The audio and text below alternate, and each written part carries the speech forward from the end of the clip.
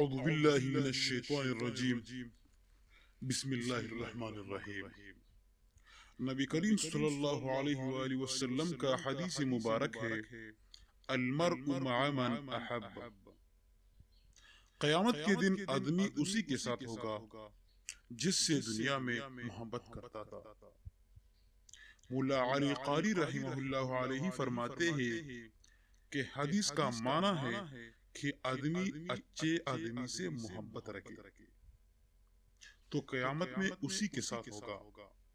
اگر بندہ کسی فاسق و فاجر سے محبت کرتا ہے تو قیامت میں اسی کے ساتھ ہوگا جس سے وہ دنیا میں محبت کرتا تھا۔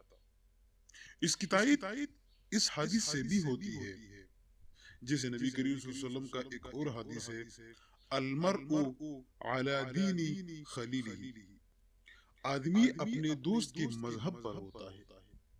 بخاری شریف میں صحابہ کرام رضی اللہ تعالیٰ عنہ کی ایک بڑی جماعت سے یہ مضمون منقول ہے کہ آپ صلی اللہ علیہ وسلم سے سوال کیا گیا کہ ایک آدمی کسی سے محبت تو رکھتا ہے مگر اس جیسے اعمال نہیں کرتا، تو آپ صلی اللہ علیہ وسلم نے اس وقت فرمایا کہ المرء مع من احب،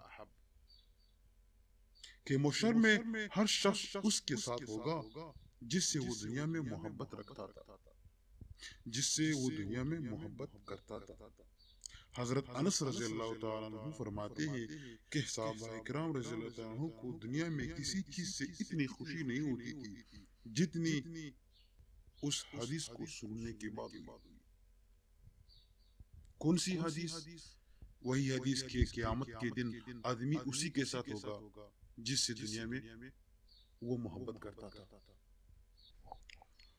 بعض علماء نے یہاں تک فرمایا کہ اس حدیث میں ان لوگوں کے لیے خاتمہ بالخیر کی بشارت ہے جو اللہ تعالیٰ کے نیک بندوں سے دنیا میں محبت رکھتے ہیں، کیونکہ قیامت میں یہ ان کے ساتھ اسی وقت ہوگا جب کہ خاتمہ بالخیر ہو۔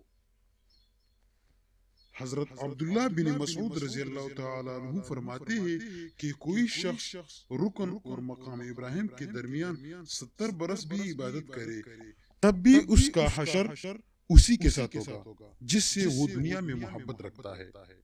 تو میرے دوستو، عالم کے ساتھ، اللہ تعالیٰ کے ولی کے ساتھ ان کے محفل میں بیٹھا کرو۔